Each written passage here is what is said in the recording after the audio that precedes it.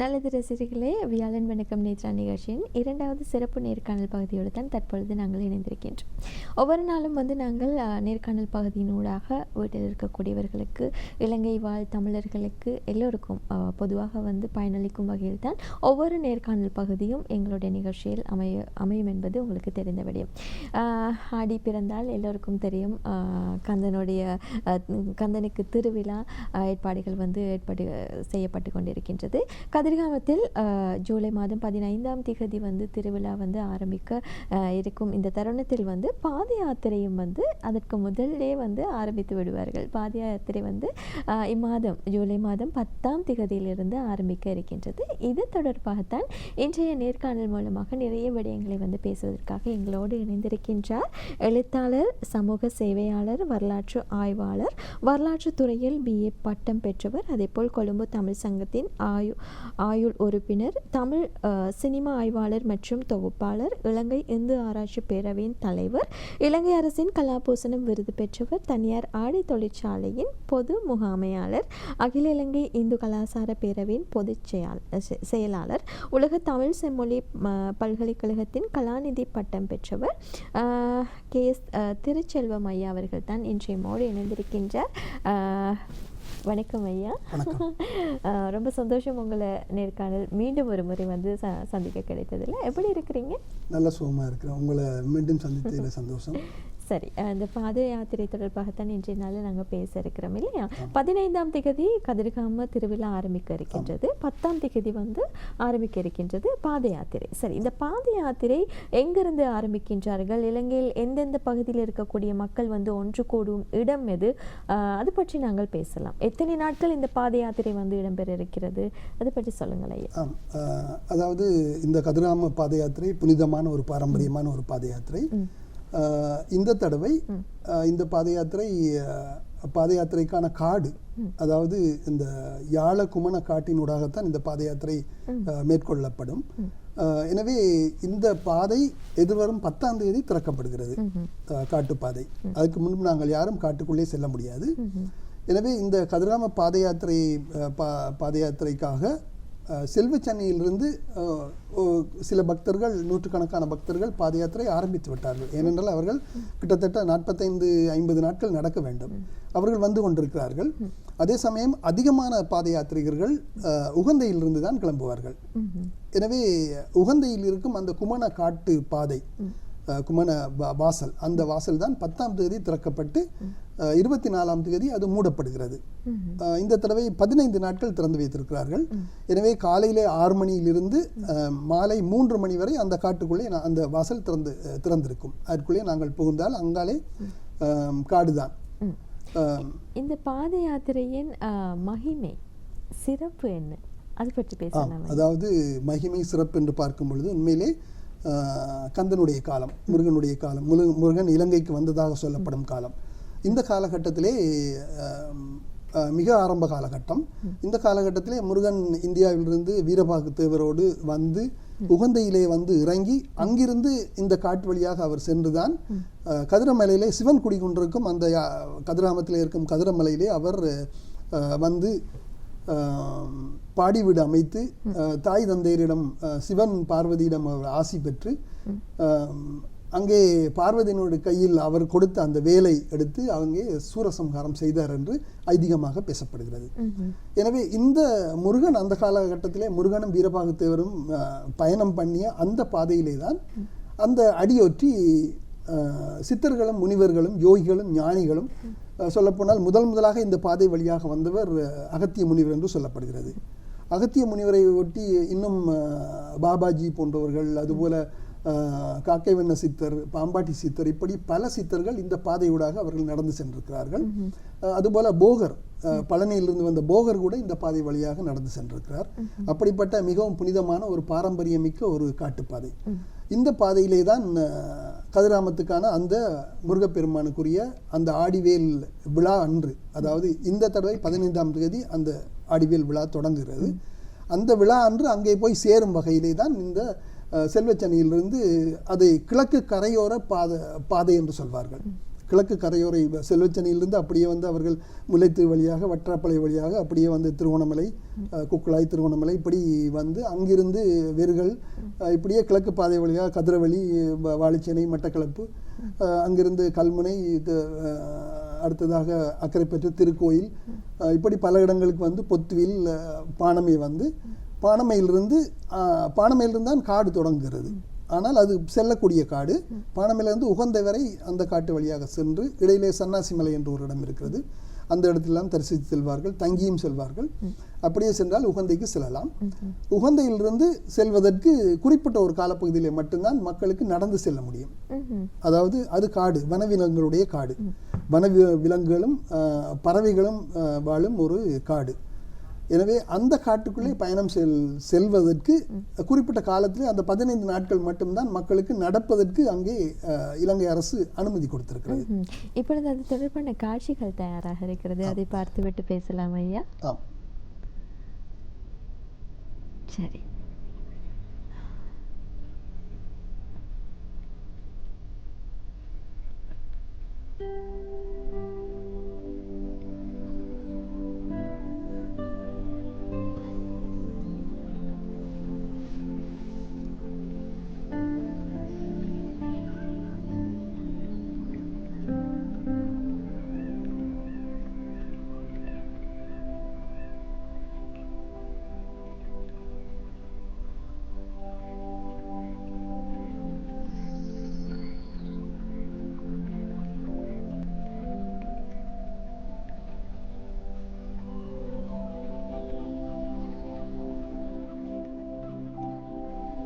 இது எந்த இடம் ஐயா? அங்க அமர்ந்திருப்பது நீங்களா? சரி, இது பற்றி பேசலாம் ஐயா, சொல்லுங்க. எனவே இந்த காட்டுப்பாதை இப்பொழுது நாங்கள் திரையிலே பார்த்து கொண்டிருக்கும் அந்த பாதை, இங்கே நாங்கள் கிட்டத்தட்ட ஒரு 2 மிகப்பெரிய ஆறுகளை கடக்க வேண்டியிருக்கு. அங்கே திரையிலே நாங்கள் பார்த்தோம். ஒரு ஆறு, மிகப்பெரிய ஆறு, கும்புக்கன் ஆறு. எப்படி கடப்பது? நடந்துதான் கடக்க வேண்டும். அதிலே சில நேரங்களிலே அதிகமான நீர் இருக்கும், சில நேரங்களிலே குறைவாக இருக்கும். எனவே அந்த குறிப்பிட்ட ஒரு இடம் மட்டும் கடக்கக்கூடிய இடம் இருக்கும். அந்த இடத்துல ஆழம் குறைவாக இருக்கும். எனவே அந்த இடத்தை கடப்பதற்காக நாங்கள் கொம்புக்கன். நீங்கள் கடக்கும் போது யாராவது உதவி செய்வதற்கு இருப்பார்களா? ஆம், நிச்சயமாக. அதாவது கொஞ்சம் ஆழமாக இருந்தால் அங்கே இந்த முனையிலிருந்து இந்த கரையிலிருந்து அந்த கரை வரை கயிறு கட்டியிருப்பார்கள். அதாவது வனஜீவி அதிகாரிகள், அதுபோல இராணுவ அதிகாரிகள், இவர்கள் 2 பக்கம் இருந்து எங்களுக்கு உதவியாக இருப்பார்கள். நாங்கள் கடப்போம். சாதாரணமாக முழங்கால் வரை தண்ணி இருக்கும். ஆனால் சில நேரங்களில் இடுப்பு வரை தண்ணி இருந்த காலமும் இருக்கிறது. கழுத்து வரை தண்ணி இருந்த காலம் கூட நாங்கள் கடந்திருக்கிறோம். எனவே மிகவும் சவாலான ஒரு பயணமாக இருக்கும். இந்த காட்டுக்குள்ளே 2 ஜீவநதிகள் ஓடுகின்றன. அதாவது ஜீவநதிகள் என்று சொல்வது உங்களுக்கு தெரியும், வற்றாது, எப்பொழுதுமே வருடம் முழுக்க தண்ணீர் ஓடிக்கொண்டே இருக்கும். கிழக்கு பக்கத்திலே ஓடும் ஜீவநதி தான் கும்புக்கனாறு. அதுபோல மேற்கு பக்கம் ஓடும் ஜீவநதி மாணிக்ககங்கை. இந்த 2 ஆறுகளையும் கடக்க வேண்டியிருக்கும். ஆனால் கும்புக்கன் ஆற்றை கடப்பதற்கு பாலம் இல்லை. எனவே நாங்கள் தண்ணீரிலே கடந்து செல்ல வேண்டும். இதற்கு இடையிலே குருந்தியாறு, அதுபோல உப்பாறு, அதுபோல இன்னும் சில கலப்புகள் இருக்கின்றன. அந்த அவற்றையும் கடக்க வேண்டும். உப்பாறு சில சமயத்திலே நாங்கள் கழுத்தளவு தண்ணியிலே கடந்திருக்கிறோம். இல்லாவிட்டால் கிட்டத்தட்ட ஒரு 3 கிலோமீட்டர் சுற்றி செல்ல வேண்டும். எனவே அதற்காக ஆற்றின் நடுவிலே கடந்து செல்வார்கள். அப்படிப்பட்ட தருணங்கள் இருக்கிறது. அந்த நேரத்திலே இளைஞர்கள் வயதுபர்களுக்கு உதவுவார்கள். கிட்டத்தட்ட நாங்கள் ஆரம்பத்திலே போய் எங்களுடைய பொதிகளை அந்த கரையிலே வைத்துவிட்டு வந்து நடந்து வரும் வயோதிபர்கள் அல்லது சிறு பிள்ளைகளை கொண்டு வருவார்கள். அவர்களுடைய பொதிகளை எடுத்துக்கொண்டு போய் அடுத்த கரைக்கு கொண்டு போய் சேர்ப்போம். இப்படி அங்கு சொல்லப்போனால் உண்மையிலே பாத யாத்திரைகள் ஒரு வருஷத்துக்கு சாதாரணமாக 35,000 முதல் 40,000 பேர் வரை வருடம் ஒன்றுக்கு பயணிக்கிறார்கள். அதாவது இந்த குறிப்பிட்ட இந்த 15 நாட்களுக்குள்ளே. எனவே இவர்கள் எல்லோருமே சொல்லப்போனால் ஒருவருக்கொருவர் மிகவும் உதவியாக இருப்பார்கள். இந்த புனித யாத்திரையை மேற்கொள்கின்ற பொழுது இந்த யாத்திரைகள் கடைபிடிக்க வேண்டிய விடயங்கள் என்ன? வனங்களின் ஊடாக பாத யாத்திரை மேற்கொள்கின்ற பொழுது கடைபிடிக்க வேண்டிய விடயங்கள் என்ன? அதுதான் மிகவும் முக்கியமான ஒரு விஷயம். அதாவது சொல்லப்போனால் கிட்டத்தட்ட 1000 சதுர கிலோமீட்டர் பரப்பளவுள்ள ஒரு காடு. இந்த காட்டுக்குள்ளே தான் நாங்கள் நடக்கிறோம். கிட்டத்தட்ட ஒரு காட்டுக்குள்ளே நடக்கும் தூரம் மட்டுமே கிட்டத்தட்ட 70 கிலோமீட்டர் தூரம். இந்த 70 கிலோமீட்டரையும் கடக்கும் பொழுது முக்கியமாக நாங்கள் கவனிக்க வேண்டிய சில விஷயங்கள் இருக்குது. அதாவது உண்மையிலேயே நாங்கள் மனதில் வைத்துக் கொள்ள வேண்டும், இந்த காடு நமக்கு சொந்தமான காடு அல்ல. இது அந்த காட்டையை நம்பி வாழும் மிருகங்கள், அதுபோல பறவைகள், கிட்டத்தட்ட ஒரு 300 விதமான பறவைகள் இருக்கின்றன. 45க்கும் மேற்பட்ட மிருகங்கள் இருக்கின்றன வகைகள். அதுபோல பல்லாயிரக்கணக்கான மூலிகை செடிகள் இருக்கின்றன, மரங்கள் இருக்கின்றன. ஆராய்ச்சியாளர் என்றபடியில் இது எல்லா விடயங்களும் எல்லாம் தெரிந்து வைத்திருக்கிறார்கள். கட்டாயமாக அங்குள்ள பறவைகள் கூட எல்லா பறவைகளுடைய பேர் எனக்கு தெரியும். அங்கே ஒரு பறவை குளம் என்ற ஒரு இடம் கூட இருக்கிறது, குமணை என்று சொல்வார்கள். அங்கே பறவைகள் பார்க்க போனால் அந்த இடத்துக்கு சென்றுதான் உல்லாச பயணிகள் போய் பார்ப்பார்கள். எனவே இந்த உல்லாச பயணிகள் சென்று பார்க்கும் பொழுது அவர்களுக்கும் குறிப்பிட்ட காலங்கள் இருக்கிறது. அவர்கள் ஜீப் வண்டியிலிருந்து தான் பார்ப்பார்கள். ஆனால் கீழே இறங்குவதற்கு நடப்பதற்கு அங்கே யாருக்கும் உரிமை கிடையாது. ஆனால் இலங்கை அரசு இந்த 15 நாட்களும் முருக பக்தர்களை அங்கே நடப்பதற்கு அனுமதி கொடுத்திருக்கிறது. எனவே இந்த அனுமதியை சரியான முறையில் நாங்கள் பயன்படுத்த வேண்டும். அதாவது இந்த காட்டுக்கோ, இந்த காட்டை நம்பி வாழும் மிருகங்களுக்கோ, பறவைகளுக்கோ, விலங்குகளுக்கோ எதுவுமே எந்த தீங்கு இல்லாத வகையிலே நாங்கள் நடந்து கொள்ள வேண்டும். பாத யாத்திரை மேற்கொள்பவர்கள் விலங்குகள், மிருகங்களுக்கு எந்த விதமான தீங்களும் அது வகையில் பயணம் மேற்கொள்ள வேண்டும். அதே தருணத்தில் சரி, தொடர்ந்து பேசலாம். எந்த ஆறு இது வாகூர் ஆறு. இது வாகூர் ஆறு என்பது உகந்தை அடுத்து நாங்கள் தங்குமிடம் தான் வாகூர வெட்டை என்று சொல்வார்கள். அந்த ஆற்றிலே ஒரு சிறிய ஆறு, அந்த ஆற்றை கடந்துதான் நாங்கள் சென்று தங்குவோம். இந்த வாகூர் ஆற்றிலே இது ஆழம் குறைவான ஒரு ஆறு. எனவே இந்த ஆற்றங்கரையிலே தான் நாங்கள் தங்குவோம். அந்த ஆற்றிலே குளிப்பதற்கு இப்பொழுது அங்கே குளித்துக் கொண்டிருக்கிறார்கள். இந்த வன விலங்குகள், பறவைகள் தொடர்பாக நாங்கள் பேசியிருந்தோம் இல்லையா? அப்போ அந்த விலங்குகள், பறவைகள் மூலமாக இந்த யாத்திரைகளுக்கு ஏதாவது அசம்பாவிதங்கள் செய்யுமா? அது பற்றி நாங்கள் பேசலாம். அதாவது 2 வகை இருக்கிறது. ஒன்று, நாங்கள் அந்த குறிப்பிட்ட இடங்களிலே தங்க வேண்டும். இது மிக முக்கியமான ஒரு கேள்வி நீங்கள் கேட்டது. குறிப்பிட்ட இடங்களில் மட்டும்தான் தங்க வேண்டும். அந்த இடங்கள், அதாவது சொல்ல போனால் வாகூரவட்டை என்பது முதலாவது தங்குமிடம், 2வது கும்புக்கனாறு, அடுத்ததாக சின்னவட்டை என்ற ஒரு இடத்திலும் தங்குவார்கள், அடுத்ததாக நாவலடியிலே தங்க வேண்டும், அதற்கு அடுத்தபடியாக வியாழையிலே தங்க வேண்டும், மாணிக்கங்கை ஆற்றங்கரையில். அதற்கு அடுத்தபடியாக வீரச்சோலையிலிருந்து 6 கிலோமீட்டர் கதிர்காமம். இந்த தங்குமிடங்களை தவிர வேறு இடங்களிலே தங்குவது பாதுகாப்பானது அல்ல. ஏனென்றால் நான் குறிப்பிட்ட இந்த இடங்களிலே தான் இராணுவம் எங்களுக்கு ஒத்துழைப்பாக இருப்பார்கள். அவர்களுடைய முகாம் அங்கே இருக்கும். கிட்டத்தட்ட மிருகங்கள் ஏதாவது வந்தால், யானைகளோ அல்லது சிறுத்தைகளோ கரடியோ எந்த மிருகங்கள் வந்தாலும், காட்டு எருமைகள், காட்டு பன்றி இவையெல்லாம் வரும். இவைகள் வந்தால் அவர்கள் சத்தவெடி போட்டு அவற்றை விரட்டுவார்கள். எனவே அந்த குறிப்பிட்ட அந்த இடங்களில் தங்குவதுதான் மிகவும் சிறந்தது. அது ஒரு விஷயம். அதுபோல இன்னொரு விஷயம்தான் இரவிலே யாரும் நடக்கக்கூடாது. சிலர் வேகமாக போக வேண்டும் என்பதற்காக அதிகாலையிலே 2-4 மணிக்கெல்லாம் நடக்கிறார்கள். இரவிலே ஒருபோதும் அங்கே நடக்கக்கூடாது. எத்தனை மணிக்கு ஆரம்பிப்பீர்கள்? நாங்கள் சாதாரணமாக 6 மணிக்கு விடிந்த பிறகுதான், நன்றாக வெளிச்சம் வந்த பிறகுதான் எல்லோரும் நடக்க தொடங்குவோம். அது வரைக்கும் இரவு, அதுபோல 6 மணிக்கு முன்பாக அந்த குறிப்பிடத்தில் போய் சேர்ந்து விடுவார்கள். அங்கே தங்கியிருந்து அதை பகலிலே மட்டும்தான் நடக்க வேண்டும். அதுதான் நமக்கு பாதுகாப்பு. இது ஒரு விஷயம். மிக முக்கியமாக இன்னொரு விஷயம்தான், அறிவுறுத்தல்களை மிக முக்கியமாக எல்லோரும் கவனிக்க வேண்டியது. நாங்கள் இந்த பொலித்தீன் பைகள், அதுபோல பிஸ்கட் பேக்கெட்டுகள், சீனி, மா போன்றவை இவை கொண்டு செல்லும் பேக்கெட்டுகள், இந்த பேக்கெட்டுகளை கொண்டு செல்வதை தவிர்க்க வேண்டும். நான் அதிகமாக சொல்லுவது, ஒரு சிறிய பிளாஸ்டிக் டப்பாவிலே நாங்கள் சீனி, தேயிலை, மா போன்றவற்றை போட்டு கொண்டு போகலாம். பிஸ்கட்டை கூட உடைத்து போட்டு கொண்டு போகலாம். அப்படி முடியாத பட்சத்திலே, கொண்டு போகும் பட்சத்திலே இந்த வெற்று பைகளை, வெற்று போத்தல்களை, தண்ணீர் போத்தல்களை கூட நாங்கள் வீசி எறியக்கூடாது. எங்களுடைய பைகளிலே அவற்றை வைத்து கொண்டு போய் குப்பை தொட்டிகள் இருக்கும் இடங்கள் இருக்கின்றன, நாங்கள் தங்கும் இடத்திலே, அந்த இடங்களில் போட்டு செல்ல வேண்டும். இது மிக முக்கியமான ஒரு விஷயம். அடுத்த ஒரு மிக முக்கியமான ஒரு விஷயம்தான் நாங்கள் காலைக்கடன் கழிப்பது. இந்த காலைக்கடன் கழிப்பது, காட்டுக்குள்ளே சென்றுதான் காலைக்கடன்களுக்கு செல்ல வேண்டும். அந்த நேரத்தில் அநேக மாணவர்கள் இந்த தண்ணீர் போத்தல் கொண்டு போகிறது, இந்த நடவடிக்கை செய்யவே கூடாது. கொண்டு போய் அந்த இடத்துல அவர்கள் காலைக்கண்ணை முடித்துவிட்டு வீசி விட்டு வருவார்கள். அங்கே போய் பார்த்தால் ஆயிரக்கணக்கான போத்தல்கள் கிடக்கும், வெற்று போத்தல்கள். எனவே இது கூட காடு மாசடைவதற்கான ஒரு மிக முக்கியமான ஒரு காரணியாக இருக்கிறது. எனவே எல்லோரும் வாளிகளை கொண்டு போக வேண்டும். கொண்டு போய் எங்களுடைய காலக்கடன்களை முடித்துவிட்டு வரலாம். இது மிக முக்கியமாக பாத யாத்திரைகள் கவனிக்க வேண்டிய ஒரு விஷயம். அதுபோல இன்னும் ஒரு விஷயம்தான், இந்த காட்டிலே நாங்கள் நெருப்பு மூட்டுவது.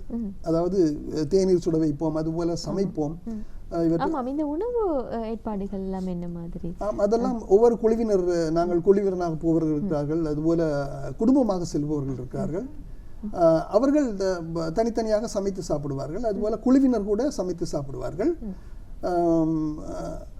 இந்த சமயத்திலே நாங்கள் முக்கியமாக பார்க்க வேண்டிய ஒரு விடயம் இருக்கிறது. அதாவது என்னவென்றால், அதுபோல இரவிலே வந்து மிருகங்களிலிருந்து தங்களை பாதுகாத்துக் கொள்வதற்காக நாங்கள் அந்த விறகு போட்டு, எங்களை சுற்றி விறகு போட்டு தீ மூட்டி எரித்து வைத்திருப்போம்.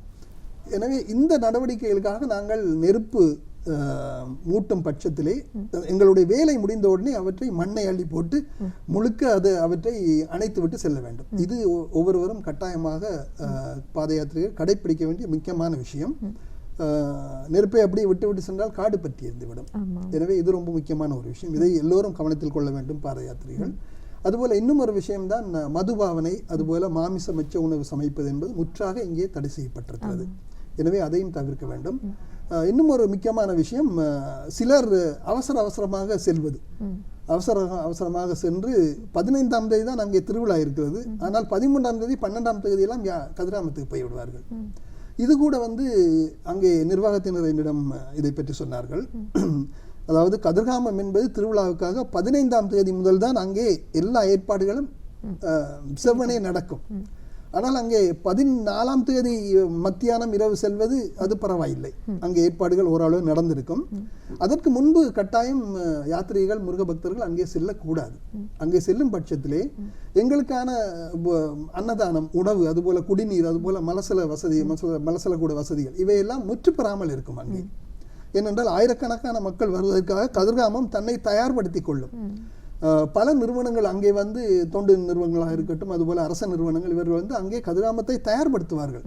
ஏனென்றால் லட்சக்கணக்கான மக்களுக்காக அது தயார்படுத்தப்படும். எனவே அந்த குறிப்பிட்ட 15ஆம் தேதிக்கு முதல் 14ஆம் தேதி மதியம் கூட பரவாயில்லை, அதற்கு முன்பு அங்கே செல்வதை பாத யாத்திரைகள் தவிர்த்து கொள்ள வேண்டும் என்பதையும் இந்த விஷயத்திலே இந்த நேரத்திலே நான் சொல்ல விரும்புகிறேன். நீங்கள் இந்த புனித யாத்திரையின் வழிகாட்டியாக இருக்கின்றீர்கள் இல்லையா? எத்தனை வருட காலமாக வந்து இந்த புனித யாத்திரையை மேற்கொள்கின்றீர்கள் ஐயா? நான் 2014ஆம் ஆண்டு என்னுடைய முதலாவது பாத யாத்திரையை மேற்கொண்டேன். அதிலிருந்து தொடர்ந்து நான் நினைக்கிறேன், இந்த கொரோனா காலம் ஒரு வருடம் செல்ல முடியவில்லை, அதிலிருந்து தொடர்ந்து சென்று கொண்டிருக்கிறேன். அதுபோல இந்த பாத யாத்திரை தொடர்பான ஒரு புத்தகத்தை எழுதியிருக்கிறேன், பாரம்பரியமிக்க கதிர்காம பாத யாத்திரை என்று. நான் முதலாவது வருடம் சென்று வந்தவுடனே இந்த புத்தகத்தை எழுதி வெளியிட்டேன். இங்கே இருக்கிறது அந்த புத்தகம்.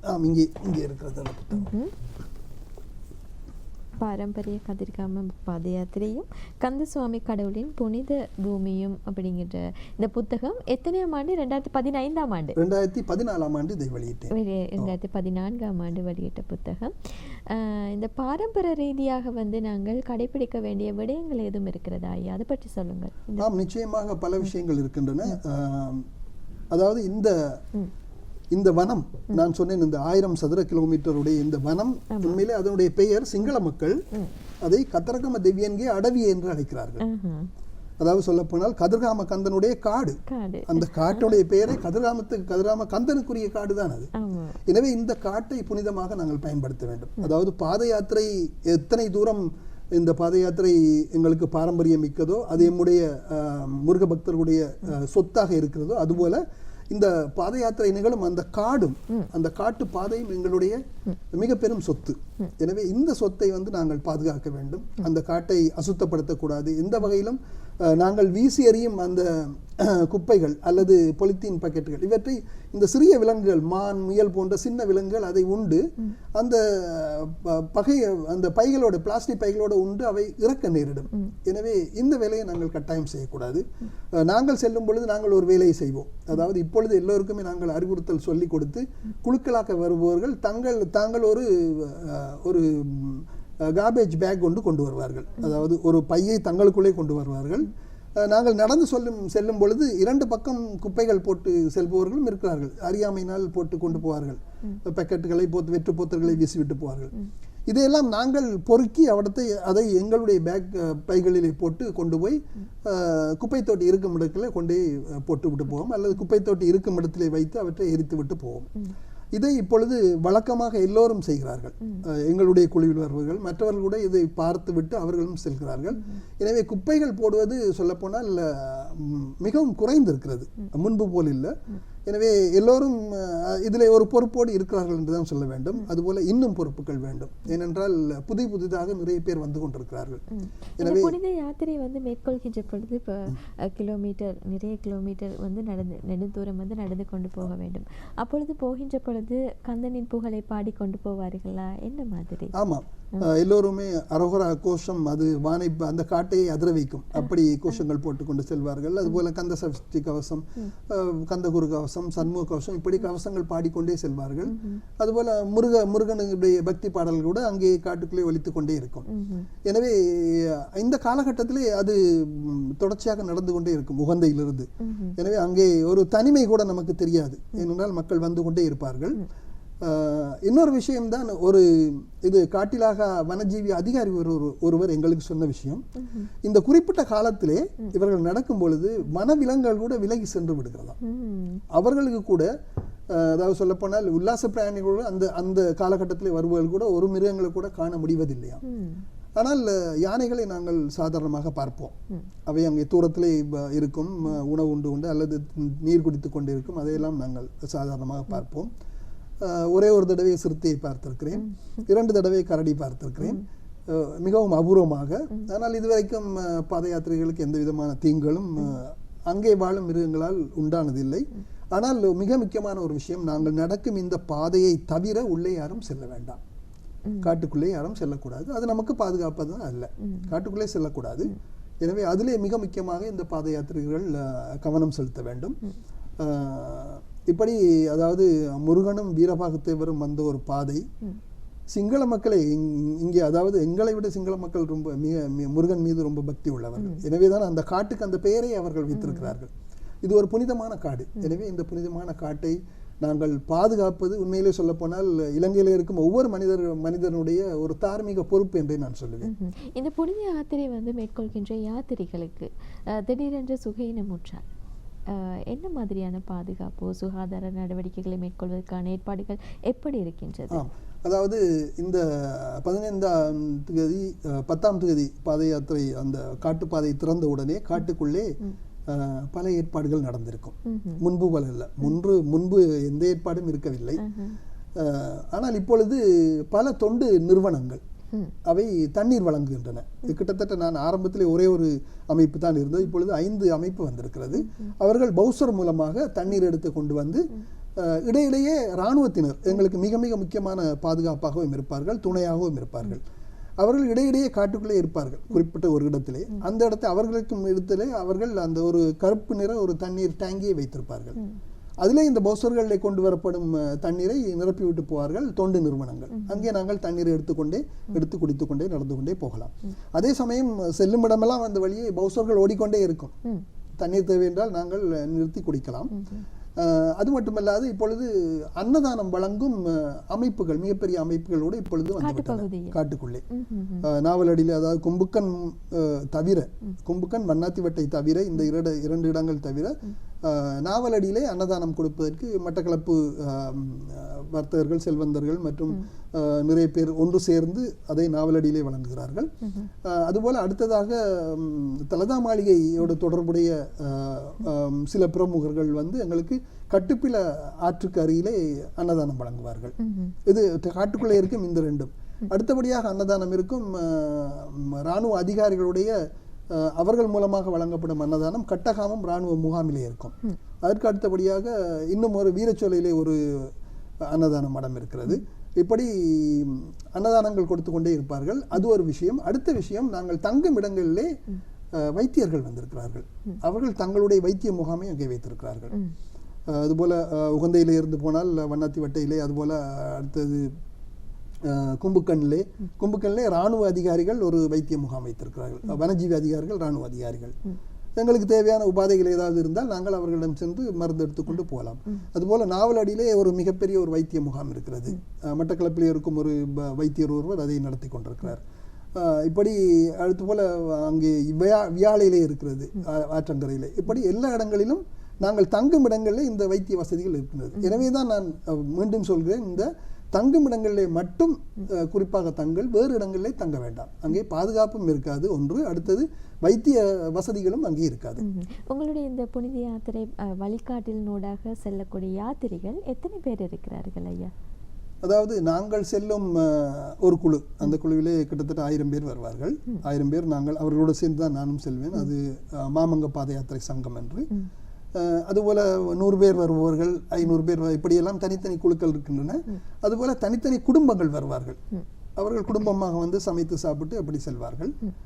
இப்படி கிட்டத்தட்ட கடந்த தடவை நான் நினைக்கிறேன் கிட்டத்தட்ட 35,000 பேரோ 38,000 பேர் வந்ததாக சொன்னார்கள். அது 30லிருந்து 35, 38, 40க்குள்ளாக பாத யாத்திரைகள் வருவார்கள். சரி, இன்றைய தினம் வந்து நிறைய விடயங்களை வந்து பேசலாம் என்று நினைத்தாலும் கூட நேரம் சரியாக 10:30 போகின்றது.